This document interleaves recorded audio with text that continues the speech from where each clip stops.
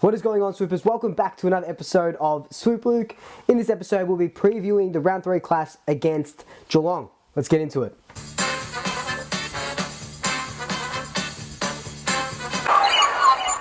So on Saturday night, the Pies take on Geelong in another home game at the MCG, and it is going to be huge. If you had asked me at the start of the season, do you think the Collingwood-Geelong game will be big? I would have said, yeah, look, it's going to be big because it's Collingwood-Geelong. But now it's big in another sense. It's big because we are sitting second on the ladder, 2 wins, 0 losses, and Geelong are coming off that decent loss against Sydney after putting Essendon to the sword and just beating the hell out of them in round 1. Now, our last couple of games against Geelong have just been, look, the most recent game wasn't a blowout, but it was the most boring game of football I've ever seen. This was the one where we kicked 1 goal in 3 quarters. And that was peak Nathan Buckley football. And so boring, so boring.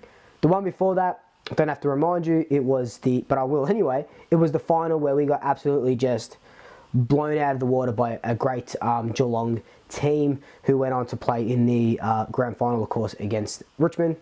Subsequently lost, but still they handed us a nice, what was it, 68-point loss. That was sad. That was sad. But anyway, new Collingwood team, new year. So there are a couple of questions that get raised going into this game.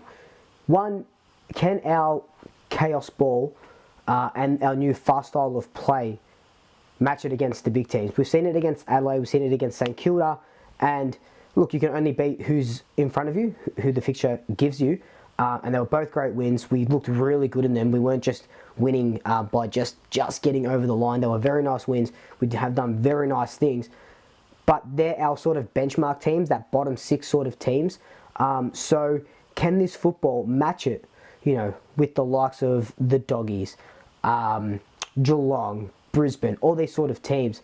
I think it can, but I think we're going to see a little bit more flaws in that sort of game plan when we verse these good teams, like we're going up against Geelong on Saturday night. Now, Geelong are a very defensive, I would say, sort of team. They've got a very tight back 6 or 7, and, you know, they've got Jack Henry, Tom Stewart, all those sort of guys who work so well as a unit, and they've been working well for such a long period of time. And Geelong do like to kind of take a lot of control of that ball.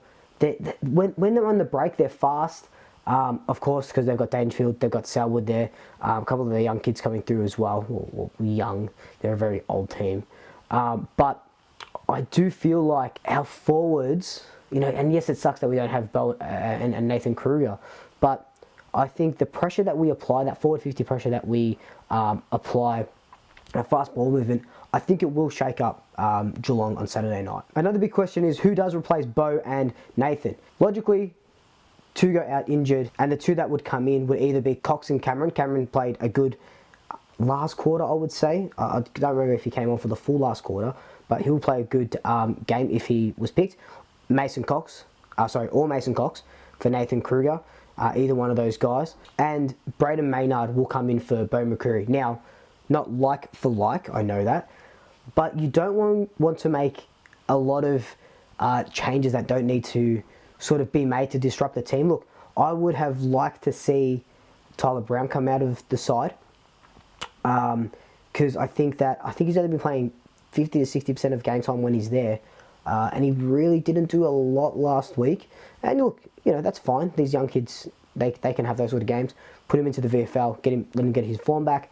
But you don't want to make those unforced changes when, like I said, you just don't want to disrupt the team. 2 guys go out injured, just bring 2 guys in. What this will mean is that Ginnivan will probably play a little bit closer to goal. He was, you know, racking up disposals in the middle and probably around the half-back line, obviously in the forward line as well. But we probably won't see him go up the ground a lot more. He'll play that bow roll, stay deep in that forward line, apply that pressure. Maybe he kicks 2 or 3 goals, kind of like what Close did last week for Geelong. We know Braden Maynard will come straight back into the team. He absolutely loves playing against Geelong, and I think what that means is maybe Pendles goes into the middle a little bit more. Maybe even Maynard goes into the middle a little bit more, because we know Jack Crisp is off the middle and that half back line, they're going to be swapping. So maybe it's a Crisp Maynard sort of continuous swap. The thing I don't like about Geelong on Saturday night is, like I said, what they did to Essendon. They bullied Essendon to like 1/10 of a team that Essendon are. And then losing to Buddy, I've got Buddy on my mind, losing to the Sydney Swans and Buddy kicking his 1,000th goal. Geelong didn't play good football last week. And that was evident when Sydney kind of ran over the top of him after that big win against Essendon that Geelong did.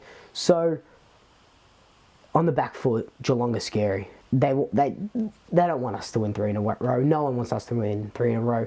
And Geelong do have to prove themselves that they are not too old and too slow. Some of their top performers, like Isaac Smith, has done really well since coming over from Hawthorn. And this year he's averaging 14 kicks, 8 handballs, so that's 22 disposals, 7 marks a game. Close is averaging a couple goals a game. Dangerfield, we know, if you can stop Dangerfield, you pretty much stop the Cats. I know they've got little guys here and there to pick up the slack, but I think putting a muzzle on Dangerfield will go a long way into winning this game. Like I mentioned though, our forward line is structured really well at the moment. Jordan De Goey, when he plays in the midfield, and then he can pinch hit up forward. Back in July 2020, I know that's 2 years ago, Jordan De Goey kicked 5 goals, so he's able to go up, that was against Geelong, so he's able to go up into the forward line, kick a bunch of goals, and in the midfield, split his time, whatever it may be, 60-40, 70-30. But then, like I said, you got the likes of Ginnivan, Cox or Cameron. Jamie Elliott is stellar form. Brody Mychek has been unstoppable. So there's a lot of guys that can, there's a lot of avenues to goal. Like I said in my review video for the Adelaide game, we had 12 individual goal kickers and then 9 the week before. If we can get that sort of system going, I think 7 to 10 individual goal kickers is, a great start and would go a long way into winning this game. Now, do I think we can win this game? I honestly think we can.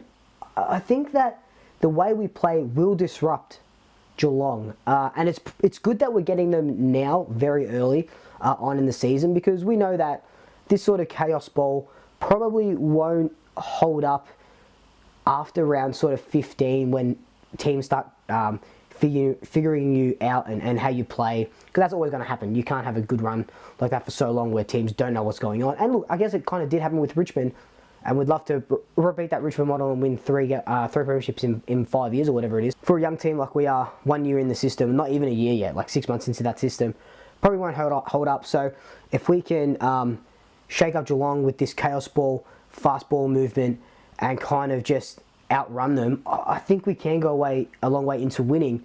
I have us winning by 12 points. I have Ginnivan kicking 3 goals. But anyway guys, this has just been my preview for the Geelong Collingwood game. Be sure to leave me your thoughts down below. Be sure to look out for my vlog this weekend. I'm actually going to the men's game, and then on Sunday the Collingwood netball game. So the vlog it'll be one vlog, 2 of those games, so it's going to be a little bit longer. I know you guys are loving these vlogs, so thank you again so much. Also, over on my right here, I've got a nice big box of the new Select Footy cards that I'll be unboxing soon, so watch out. It'll either be on Instagram Live, I'll do a couple of unboxings, and it'll be a video as well. But until then, like, comment, subscribe, tell your family, tell your friends, tell your pets, and until next time, double shaggers, I'll swoop you later.